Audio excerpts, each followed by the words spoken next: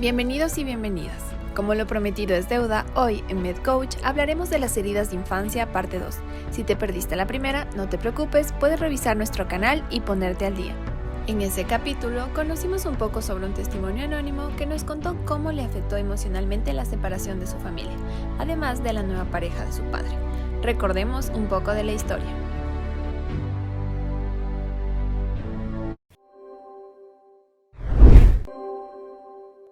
Papás se divorciaron ya hace más de 16 años, ya tienen separados.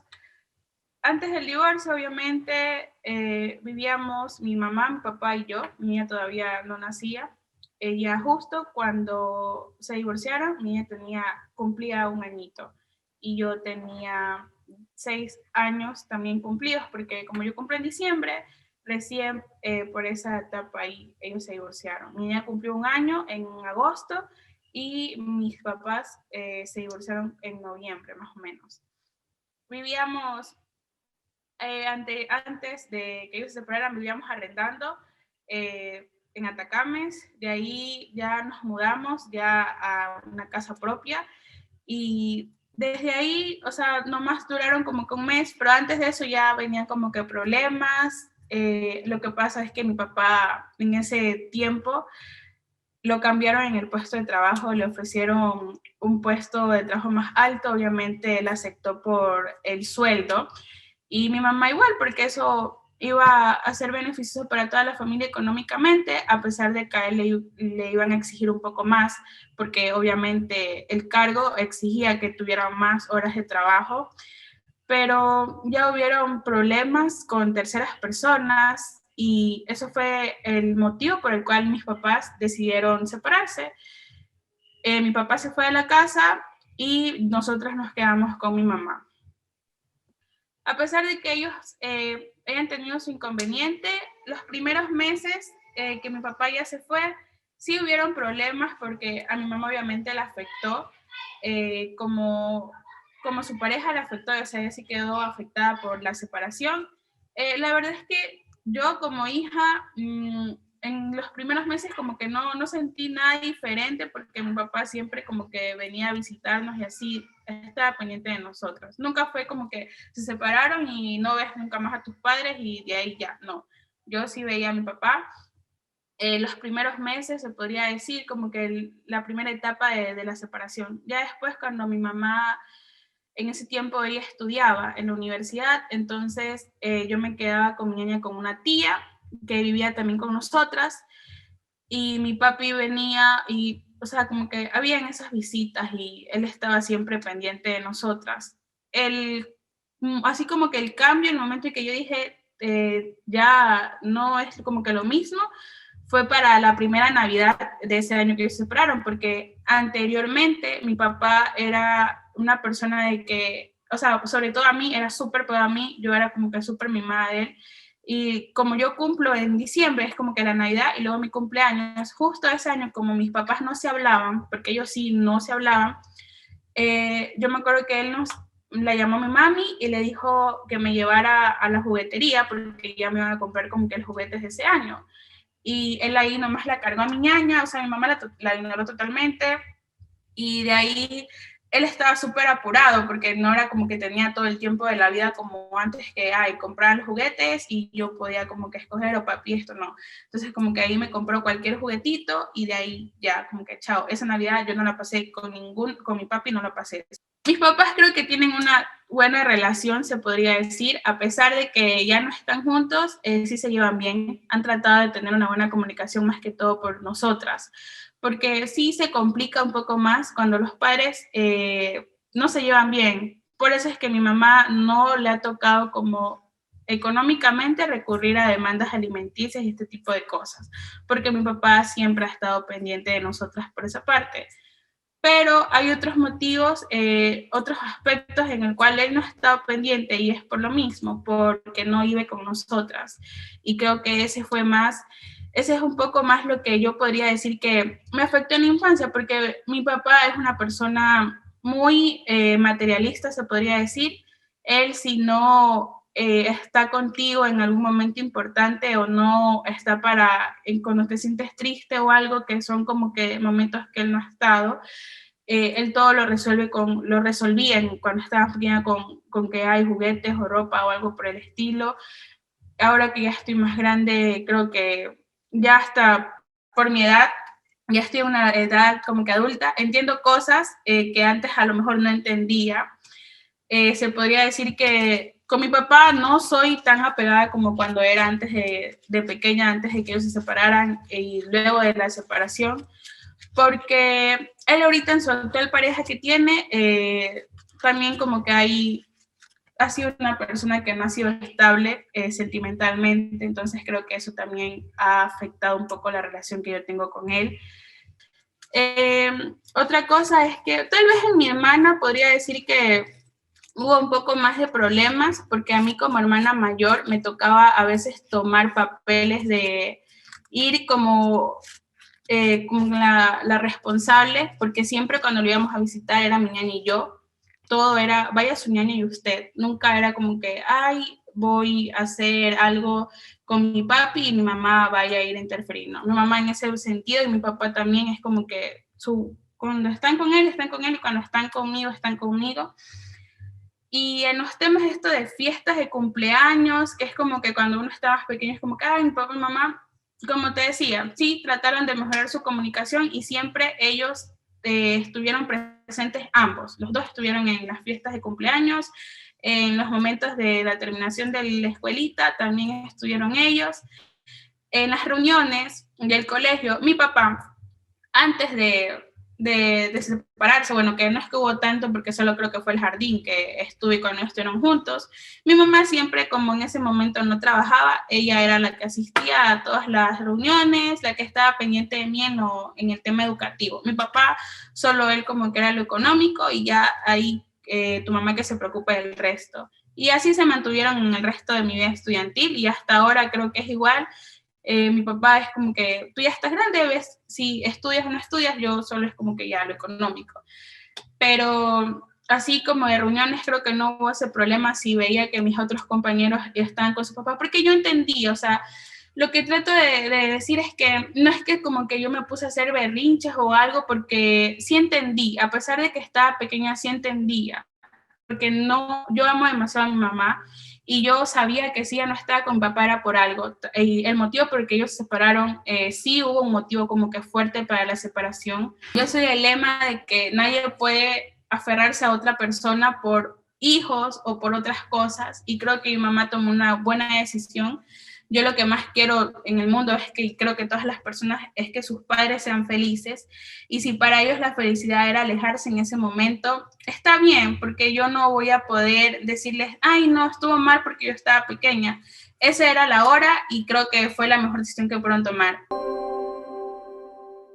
Bienvenidos al 7º episodio de MedCoach. Hoy contamos con la grata intervención de la psicóloga clínica Daniela Valareso. Como lo prometido es deuda, tenemos Heridas de Infancia, parte 2, y para dar inicio a este tema, quiero citar las palabras del psiquiatra Abel Pérez, quien dice que todos, sin excepción, tenemos alguna herida de infancia. Daniela, bienvenida, qué gusto. Buenas tardes, Aisha. Muchas gracias nuevamente por la invitación. Pues espero que este espacio sea de aprovechamiento para todos los presentes y que nuevamente felicitarles por estos espacios que están creando que son de mucha importancia para la salud mental. Perfecto, iniciamos con la entrevista. En el episodio anterior se definió lo que eran las heridas de infancia. Sin embargo, en este espacio queremos extender un poco este tema y abarcar lo que conlleva la clasificación. Recordemos que existen 5 tipos de heridas de infancia. Estas son el miedo al rechazo, el miedo a la traición, el miedo a la injusticia, miedo al abandono y miedo a la humillación.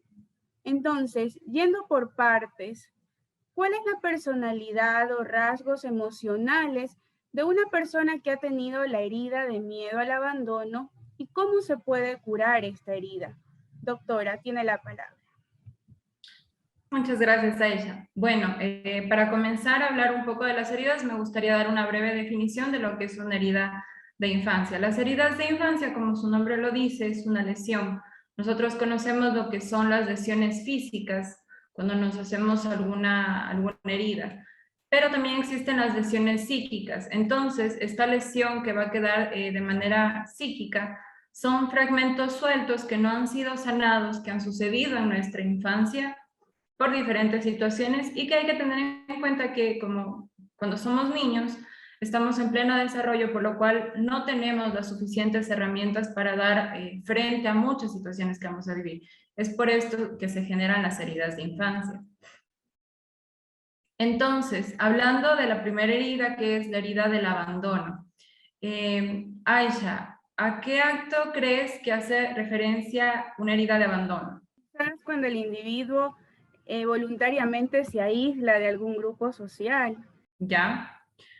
Bueno, justamente es el aislamiento, es esta parte de poner aparte a alguien, pero hay que recalcar en algo, la herida de abandono nos refiere a que esta persona que tiene esto sufrió un abandono en su infancia, así como puede ser de manera física, es decir, se alejó a alguien de su vida, que por lo general en estas heridas van a ser las personas que fueron más cercanas a este niño, sean papás, cuidadores, si se crió con sus tíos, si se crió con sus abuelos, van a ser estas personas las fundamentales. Entonces, esta persona se alejó físicamente, que puede ser por un viaje, por cambio de casa, por una muerte inesperada, o también emocionalmente, porque se puede abandonar emocionalmente a las personas. Entonces, la máscara que ocupan estas personas es la máscara de ser dependiente. Una persona dependiente con estas características de tener una herida de abandono va a tener dificultades para manejarse por sí mismo, para decidir por sí mismo. Frecuentemente se dice que sienten una tristeza muy profunda, pero esto va muy relacionado a que estas personas se sienten muy mal en soledad. No pueden sobrellevar lo que es la soledad y el estar solos. No porque la soledad sea mala, y es muy importante destacar eso, porque muchas veces al decir esto se cree y se promueve de que el estar solo es malo. No, sino que el concepto que tiene esta persona es que la soledad es mala, porque en su infancia pues pasó en soledad y pasaron cosas malas y se sintió mal. Entonces asocia lo que alguna vez sintió de niño, lo va a asociar ahora en la adultez.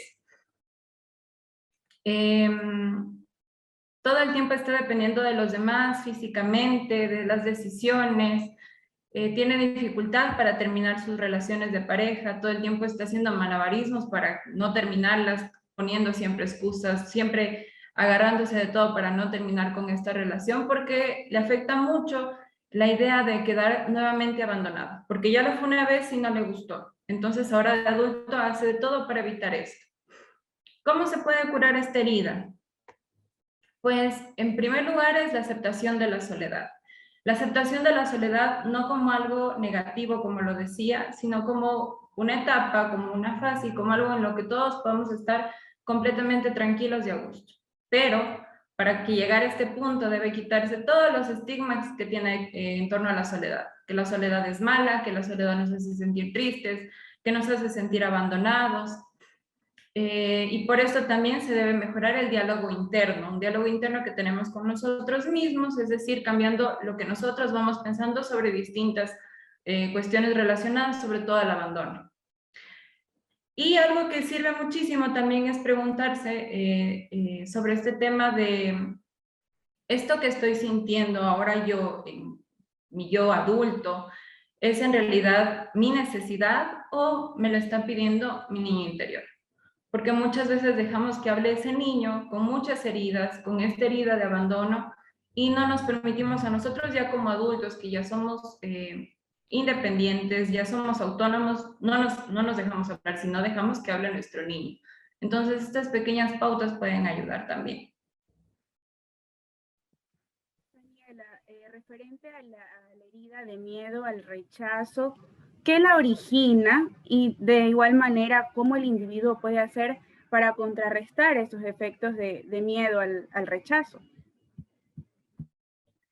Justamente, como te decía, las heridas que vamos a hablar ahora están muy relacionadas a todas las relaciones que tuvimos, nuestras primeras relaciones con otras personas en nuestra niñez. Entonces hay que tener en cuenta que son relaciones con papás, las personas más cercanas, relaciones con cuidadores, con unos cuantos amigos también, porque son en edades muy tempranas. Entonces, si es una herida de rechazo, tiene que ver mucho porque hubo un rechazo en la niñez, un rechazo a la persona que es, un rechazo a las ideas que tiene, un rechazo a las cosas que siente. Entonces, en la adultez, esto ya no se va a manifestar de esa manera. Eso es lo curioso de nosotros, que nuestra manera de protegernos es mandarlo todo al fondo. Entonces, como que hagamos que no vemos nada, que no está ahí, pero de alguna manera tiene que salir. Entonces, estas personas tal vez dicen, bueno, ya lo que pasó del rechazo en realidad no es una herida, no es algo que me cause mucho daño. ¿Cómo lo podemos identificar cuando hay una herida de rechazo? Cuando nosotros nos rechazamos a nosotros mismos emocionalmente. Rechazamos sentir, rechazamos sentirnos mal, rechazamos sentirnos bien. No nos creemos merecedores de sentir esas cosas porque alguna vez nos rechazaron. ¿Cómo nos vamos a aceptar nosotros entonces? ¿Qué podemos hacer para el rechazo? Una, cambiando el diálogo que tenemos en cuanto a lo que tal vez tenemos como introyecto. Introyectos son estas creencias o valores que nos dan las personas a nuestro cuidado. Entonces, alguna creencia, algún valor que alguna vez fue rechazado por estas personas, fue impuesto otro, entonces tenemos que nosotros ir analizando si lo que nosotros en realidad creemos, los valores que tenemos, los pensamientos que tenemos, ¿es en realidad lo que nosotros estamos queriendo o es lo que tal vez esa persona me dijo que yo debo hacer? Las cosas que yo debo pensar porque eso es lo correcto y eso es lo que esa persona me va a aceptar. ¿Qué conductas o qué actitudes del padre produce que el menor tenga miedo? Bueno, que se cree esta herida de miedo a la humillación. Podría ser regaños en público, por ejemplo, se me ocurre, no sé qué otras conductas podrían llevar a que un niño ya cuando esté en su etapa de adulto crezca con esa herida de infancia. Exactamente es lo que tú nos decías, Aisha. Son estas conductas de desaprobación al niño de las cosas, de lo que él siente, de lo que él piensa, y mucho tiene que ver, como dice, la humillación, del también criticar directamente al niño y haciéndolo sentir, obviamente, de menos con su manera de ser. Entonces, aquí con esto se genera la máscara del masoquista, que es una persona que todo el tiempo va a estar buscando que alguien apruebe alguna vez, ya por fin, que alguien apruebe las cosas que le está haciendo. ¿Por qué? Porque en su niñez alguna vez papá, mamá, su cuidador, fueron las personas que humillaron a este niño, que le dijeron, no, es que no vas a poder hacer las cosas, nunca te salen bien, eres torpe. Aparte, las humillaciones que a veces debe ser que pensamos que no les pueden llegar a los niños con chistes de mal gusto, chistes muy pesados que se les puede hacer a los niños, que también pueden afectarlos, y ahí va a haber un bloqueo y pues para más adelante va a haber va a repercutir en la personalidad ya adulta del niño.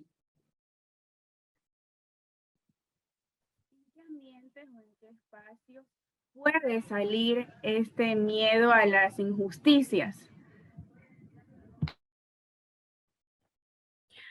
A ver, el miedo a la injusticia, lo que es la herida de la injusticia, se puede ver muchísimo más reflejada en lo que es el área laboral. Lo que es la herida de abandono, la herida de traición, que más adelante la veremos también, se puede ver muchísimo más en las relaciones personales y en nuestras relaciones sociales. Lo que es la herida de injusticia se va a ver muchísimo más en lo que es el área laboral. ¿Por qué? Porque tiene que ver mucho con la autoridad. Entonces, como la herida de injusticia se da cuando en la niñez hubo una exigencia demasiado alta y los límites eran demasiado impuestos, eran padres demasiado autoritarios y aparte fríos. Entonces, esto se empieza a ver muchísimo en la parte laboral. ¿Por qué mi jefe me exige que yo sea de tal manera? ¿Por qué a mí no me aceptan como yo soy? Siempre tengo problemas con todos porque no sigo las reglas o porque yo sigo mucho las reglas y me dicen que soy asado y cocinado. Entonces, siempre van a ver esto y se va a ver reflejado muchísimo más en esta área. Perfecto, y ya para ir finalizando con esta lista, ¿no?, de heridas de infancia, tenemos el miedo a la traición. ¿Qué conlleva este miedo a la traición, doctora? A ver, el miedo a la traición nos habla de cuando un niño, cuando el infante ha sido herido por sus progenitores o por su persona de cuidado, como lo venía diciendo, y siente que esta persona le está traicionando, y al ser traicionado siente que ya no puede confiar más. Entonces hay que tener en cuenta esto. El niño se siente traicionado por sus máximas, para un niño, sus padres van a ser las máximas figuras de ejemplo, van a ser lo máximo que existe para ellos. Entonces hay que ver que como se pierde esta confianza con esas personas que son tan altos, que son tan inalcanzables tal vez para el niño, y ya se le pierde toda la confianza, se van a caer muchísimas estructuras para él, porque él dice, bueno, si yo pierdo la confianza con estas figuras que deberían ser tan buenas, que son mis padres, que son mi ejemplo, ya perdí la confianza, entonces se van a crear muchísimos problemas de confianza en la edad adulta. Desconfianza, por esto hay muchísimos casos de escenas de celos, de estas ideas que se hacen muy celópatas con respecto a las relaciones, y no solo de pareja, relaciones amistosas, relaciones en el trabajo, por qué el resto me traiciona, por qué el resto me miente, y todo el tiempo también yo tengo que estar verificando lo que hace el resto.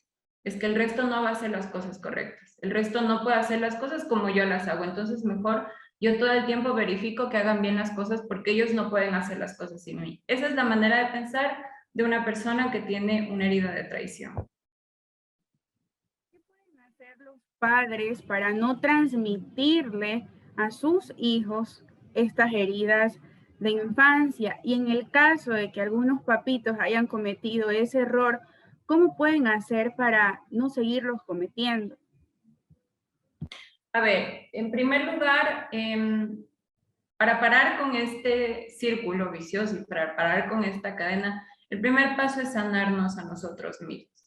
No podemos pretender ayudar a alguien más, enseñarles a los niños lo que es una vida mentalmente estable, emocionalmente estable, si nosotros no lo sabemos hacer.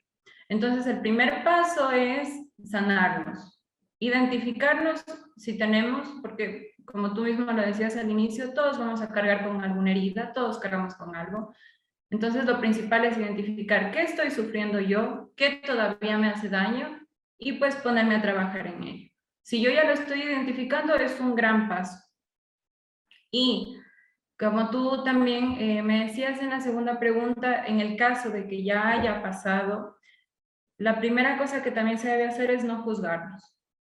No podemos caer tampoco en la parte de juzgarnos y decir, fui mal hijo, aparte no llevo bien mi vida y ahora también soy mal padre. Entonces, de nuevo nos estamos achacando más cosas. No podemos juzgarnos porque todos cargamos con algo, todos vamos a sufrir en algún momento de nuestra vida y hay que ponernos en un ejemplo. Imaginémonos que una persona ha vivido muchísimas cosas en su vida, pero por situaciones que se le salen de sus manos, no contó con herramientas para manejarlas. Entonces, no pudo llevar una sanación. Tal vez ahora con su hijo, ahora que ya es un ejemplo, lo pueda llevar a hacer. Y si lo hace, pues está dando un gran paso porque va a mejorar la crianza y va a mejorar su manera de vivir en familia. Perfecto. Ya estamos en la parte final.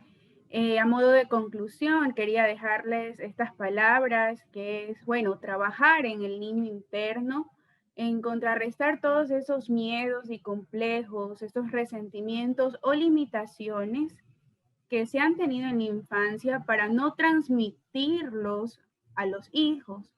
Y como siempre decimos en MedCoach, buscar la ayuda de un experto para recibir una orientación apropiada para cada situación. Agradecemos a la psicóloga clínica Daniela Valareso, que amablemente nos colabora con esta entrevista de heridas de infancia. Doctora, ha sido un placer.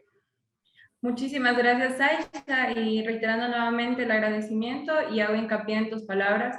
El primer paso es buscar ayuda y pues tener muy en cuenta de que si nosotros sufrimos algún daño cuando estábamos muy pequeños y nos faltó algo, pues ahora que ya estamos grandes, que ya estamos adultos y tenemos las herramientas en la palma de la mano, tomarlas y darnos eso que tal vez nos faltó o darles eso que nos faltó a nuestros niños para que ellos no sufran lo mismo. Muchas gracias por el espacio que están creando, les felicito por el gran trabajo que hacen y ha sido un gusto.